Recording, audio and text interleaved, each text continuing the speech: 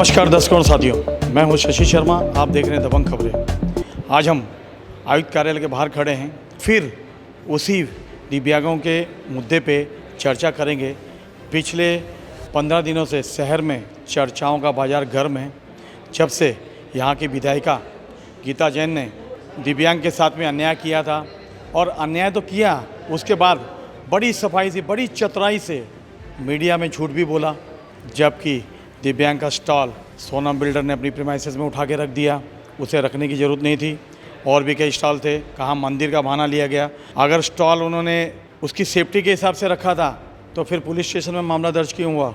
आखिर नेता है ना, नेताओं की तलवार में दोनों तरफ धार होती है। और बड़ी सफाई से अगर झूठ नहीं बोलेंगे तो नेता कैसे बनेंगे? आइए जानते हैं भावना तिवारी जी से। भावना जी, गीता जैन ने आप पे बहुत गंभीर आरोप लगाए हैं, जो यहाँ की विधायिका है। उनके आरोपों को किस तरह से आप खंडन करेंगे? उनका जो भी मैंने अभी देखा आरोप जो उन्होंने लगाया, मैं सिर्फ देख रही थी और हंस रही थी, क्योंकि वो किस तरह से क्या आरोप लगा रही हैं, पूरब और पश्चिम को साथ में मिला रही हैं। ठीक है ना। मंदिर का जो वो बोल रही है कि उनको ये कंप्लेंट आई, मंदिर के पुजारी ने बोला कि इस विकलांग नितेश झा के स्टॉल की वजह से मंदिर की जो भी धार्मिक भावना को आघात पहुँच रहा था। पहली बात, मंदिर में कोई पुजारी नहीं है आज तक। दूसरी बात, मंदिर कहीं और था, स्टॉल कहीं और था। तो चीज़ें मेरे इसलिए समझ में नहीं आ रही कि आप किसी पे आरोप लगाने के लिए कितने हद तक जा सकती हैं ना। ये मैं आज देख ली। आमदार जी, ये तो आप आमदार हैं, इसके लिए मैं अभी आपकी रिस्पेक्ट करके बोल रही हूँ, क्योंकि संविधान बोलता है कि आमदार चाहे कैसा भी हो उसकी इज्जत करो। वो चाहे तो तुमको कुछ भी कर सकता है। तो देखिए आमदार जी, और आपने मेरे पे दूसरा आरोप ये लगाया कि वो तो मैनेज हो गई। आमदार जी, मैनेज हुए लोग रोड के ऊपर खड़े रह के गला नहीं फाड़ते, वो या तो अपने घर पे आराम करते, अपने परिवार को लेके टूर पे निकल जाते। और कभी भी आप भावना तिवारी का पता लगा सकते कि भावना तिवारी कितनी बार मैनेज होती है। मैनेज आप हैं या मैं हूँ मुझे नहीं मालूम। आपके पति की बात आई, चीज़ें लोगों के सामने मैंने रखी, और बहुत अच्छा हुआ कि जैसे वहाँ पर वीडियो आया और मैंने लोगों को सर्कुलेट किया। मेरे सामने आपके पीए, आपके सीए आके बोलते हैं, भावना तिवारी जी तुम्ही तर आमची माणसं आहे, जाऊ द्या ना, कशाला या गोष्टीला खेचायचा, झाली चूक झाली, तुम्हाला काय पाहिजे बोला। ये सब आप मेरे को वहाँ पर आपके लोग मेरे को बड़े बड़े कमिटमेंट कर, मतलब बड़ी बड़ी लालच दे रहे हैं। जैसे भावना तिवारी लालच में बह जाएगी। एक तो कोई तो ऐसा व्यक्ति होता है जो लालच देता है घर चार दीवारी के अंदर, आपके तो पब्लिक के अंदर दे रहे थे। तब तो मेरे लोग भी वहाँ खड़े थे, मेरे पीठ पीछे मेरे विकलांग भाई बहनों को आप लोग बहुत कुछ उल्टा सीधा बोल रहे हैं। मेरे जाने के बाद वो चीज़ों को आप लोग बदल रहे हो। और आप लोगों ने ये कहा, आपके लोगों ने, कि भावना जी जाइए, जो हुआ सो हुआ, इसके बाद इनके विकलांग स्टॉल को कोई हाथ नहीं लगाएगा। कोई, मैंने उनको बोला तुम्हारी जबान है ना, दो जबान तो नहीं रखते हो गिरगिट की तरह? बोले नहीं, हमारी जबान है। आज देखिए आपके आमदार जी, आपके लोगों की कितनी जबान है जो पलट जाती है। अगले दिन आप MBMC को बोल के इसका स्टॉल उठाकर आप महानगर पालिका के पैसे में फिकवा देती हैं। आप क्या कर रही हैं? आपको खुद को समझ में आ रहा है?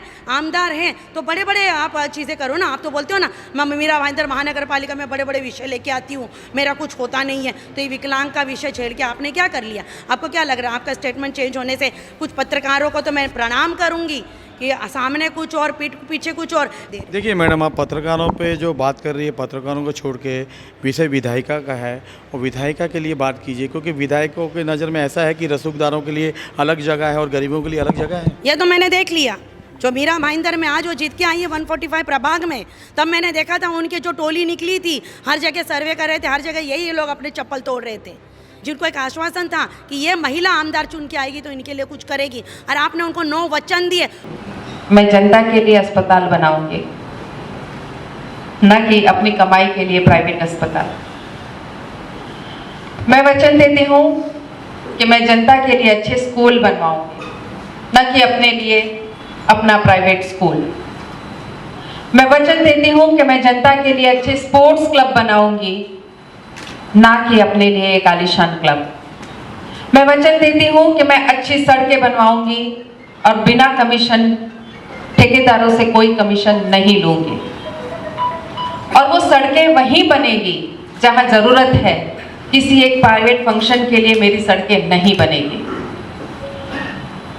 मैं वचन देती हूं कि मैं कोई भी टेंडर में कोई भी कमीशन नहीं लूंगी।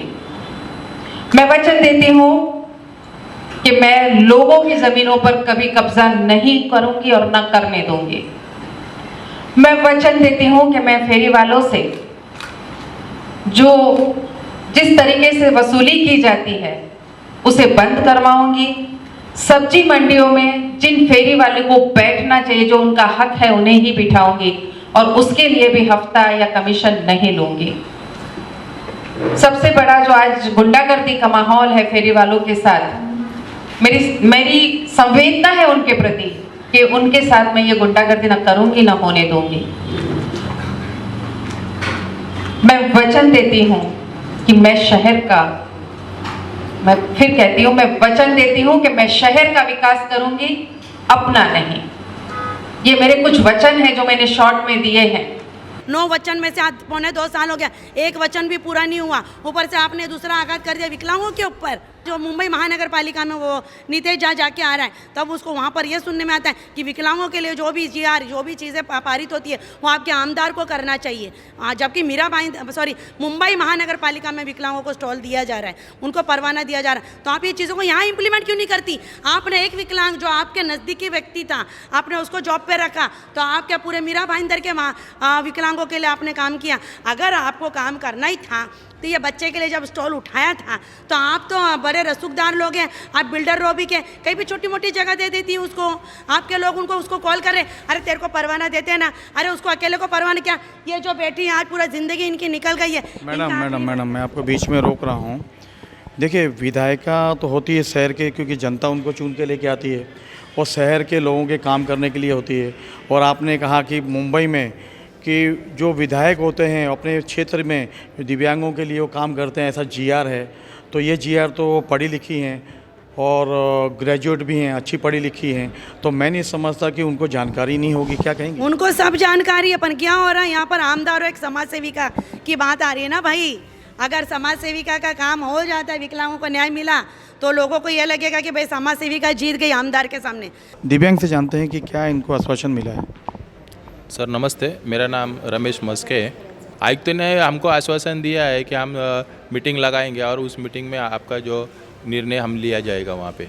तो शहर में तो बहुत सारे अवैध तरीके से स्टॉल हैं जो वितरण किए हुए हैं, तो उनके बारे में आपने चर्चा नहीं की? हाँ, हमने उनको निवेदन दिया है कि जो शहर में, मीरा भाईंदर शहर में जो अवैध तरीके से जो स्टॉल चल रहे हैं, चाहे वो गटाई कामगार के हो या चाहे वो दिव्यांग लोग के हो, उनको मतलब चौकसी करके उनको देखना चाहिए कि कौन दिव्यांग वहाँ पे बैठता है या भाड़े पे दिया है।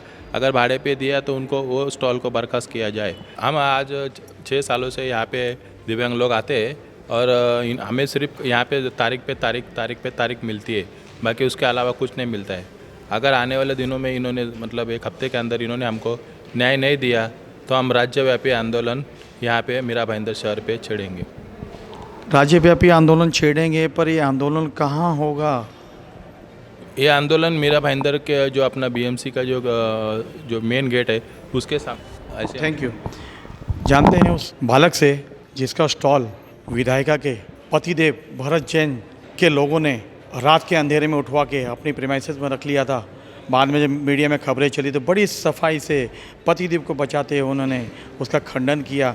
उस बालक से जानते हैं कि उसके साथ में आज दिन तक न्याय मिला है उसे कि नहीं मिला है। आयुक्त ने क्या आश्वासन दिया? और गीता जैन जी ने कहा कि आपको पीछे से कोई बुलवा रहा था और आप बोल रहे थे, तो क्या कितनी सच्चाई है इसमें? वो मैं नहीं बोल रहा था, वो मेरे भैया ही बोल रहे थे। हम दोनों जन को एक साथ धमकी मिली थी। तो भाई ने जो है धमकी थी, वो धमकी बोली? धमकी ये थी कि जैसे ये टुंडिया, ये ऐसा यहाँ से निकल ले, दिख रहा है ना 10 आदमी है, अभी के अभी मरवाऊंगा, चल तेरी टपरी बाहर कर रहा हूँ ना, यहाँ से बाहर निकल चल। किसने कहा ये जगदीश जी के जो नीचे आते हैं ना, वो सुपरवाइजर होंगे शायद वहाँ के, उनका नाम नहीं मालूम है मेरे को, लेकिन उनका चेहरा अभी भी मुझे मालूम है। वही धमकी दी है हमको।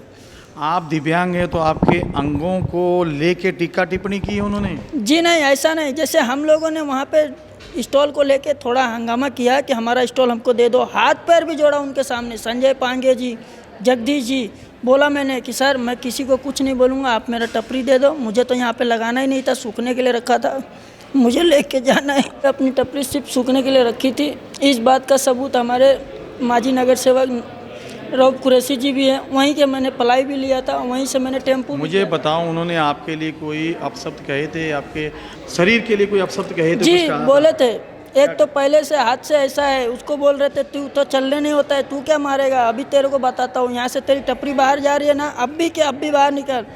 देखिए किस तरह से बालक ने कहा कि गीता जैन के पतिदेव भरत जैन जी के लोगों ने किस तरह से, एक तो दिव्यांग है, हमारे प्रधानमंत्री जी ने पहले इनको विकलांग बोला जाता था तो उन्होंने इनके लिए नया शब्द दिया दिव्यांग, ताकि लोग आदर से इन्हें दिव्यांग कहें और इनका आदर सम्मान करें। लेकिन शायद विधायिका जी भूल गई हैं और पतिदेव जी को उनको समझाना चाहिए, बोलना चाहिए कि ये विकलांग नहीं है। इनको प्रधान जी ने, प्रधानमंत्री जी ने दिव्यांग शब्दों से संबोधित किया है, इनका मान सम्मान बढ़ाया है, और आप इन्हीं के बारे में इनको कहते हो, इनके आप शब्दों का प्रयोग करते हो, इनके शरीर की रचना के बारे में आप शब्दों का प्रयोग करते हो। बड़ी घिनौनी बात है, बड़ी घिनौनी हरकत है। मैं अपने माध्यम से विधायिका गीता जैन जी से कहना चाहता हूँ, मैडम आप पढ़ी लिखी हैं, थोड़े संस्कार आपके सोनम बिल्डर में काम करने वाले लोगों को दीजिए, ताकि ऐसे असहाय गरीब जो दिव्यांग हैं उनसे तमीज़ से पेश आएँ और इनका आदर सम्मान करना सीखे। दिव्यांगों के मुद्दे में वरिष्ठ नगर सेवक ध्रुव किशोर जी से जानते हैं कि उन्होंने क्या पाठ पुरावा किया है और आयुक्त से मुलाकात की थी, क्या प्रकाश डालेंगे वो, आइए जानते हैं उनसे। मीरा भाईंदर परिसर के अंदर जितने भी दिव्यांग लोग हैं उनको स्टॉल देने के लिए और उनको अदर एक्टिविटीज़ जैसे कि उनके बच्चों को फ़ीस देना, दिव्यांग जो विद्यार्थी है उनको फ़ीस देना, दिव्यांग के लोगों के लिए एक बिज़नेस पॉलिसी भी हमने डिसाइड कर दी। ऐसा धोरण 2018 में महासभा में भारतीय जनता पार्टी की ओर से प्रस्ताव पारित किया था और इसी के साथ में गट्टई कामगार को भी स्टॉल देने के लिए ऐसे दोनों धोरण हम लोगों ने महासभा में पास किया था। उसके बाद महापौर के नेतृत्व में मीटिंग भी हुई थी, अलग अलग पदाधिकारियों के साथ में 2-4 बार मीटिंग हुई, कमिश्नर के साथ मीटिंग हुई, लेकिन अभी तक प्रशासन ने उसके ऊपर इम्प्लीमेंटेशन किया नहीं। और बहुत से दिव्यांग लोग कमिश्नर के ऑफिस में आते हैं, महापौर के पास आते हैं और कहते हैं कि अभी तक हमारे जो प्रपोजल है वो सैंक्शन नहीं हो रहे। तो आज हम कमिश्नर को मिलने गए थे कि इस दिव्यांग कल्याणकारी जो योजना है और गट्टई कामगार की जो योजना है इसके ऊपर आप तुरंत अमल बजानी करो। शहर में ऐसे कितने दिव्यांग हैं जो अभी भी उनको स्टॉल नहीं मिले हैं, अभी भी उनको उस धोरण का लाभ नहीं मिला है, और ऐसे भी कितने गट्टई कामगार हैं कि जिनको अभी तक स्टॉल नहीं मिला है। जिन लोगों को मिला है उन लोगों ने गलत काम किया है। प्लस ऐसे भी कितने दिव्यांग लोग जो अभी यहाँ पर है ही नहीं, मतलब एग्जाम्पल लो कोई एक्सपायर हो जाता है तो वो जो स्टॉल है किसी और बंदे ने ले लिया है और वो किसी को भाड़े पे देता है। तो ऐसे भी बहुत से केसेस है। तो आज कमिश्नर के सामने डिटेल में बात हुई और कमिश्नर ने कहा 1 महीने के अंदर हम सारी जानकारी लेकर इस धोरण का इम्प्लीमेंटेशन करेंगे। भाजपा का नगर सेवक ध्रुव किशोर ने कहा कि 2018 में महासभा में दिव्यांगों के लिए प्रस्ताव पारित किया गया था और उसमें सारी शर्तें और नियम बनाए गए थे, परंतु पिछले 2 सालों से इसका इम्प्लीमेंट क्यों नहीं हुआ, इसके लिए आयुक्त से चर्चा की है और जल्द ही 1 महीने के अंदर आयुक्त इस पूरे मुद्दे को गंभीरता से लेते हुए जिन लोगों को स्टॉल नहीं मिले हैं, दिव्यांगों को नहीं मिले हैं, उनको स्टॉल मिलेंगे और जो स्टॉलों का गैर वापर कर रहे हैं उनके सारे स्टॉल रद्द किए जाएंगे। कैमरामैन प्रभात मिश्रा के साथ शशि शर्मा।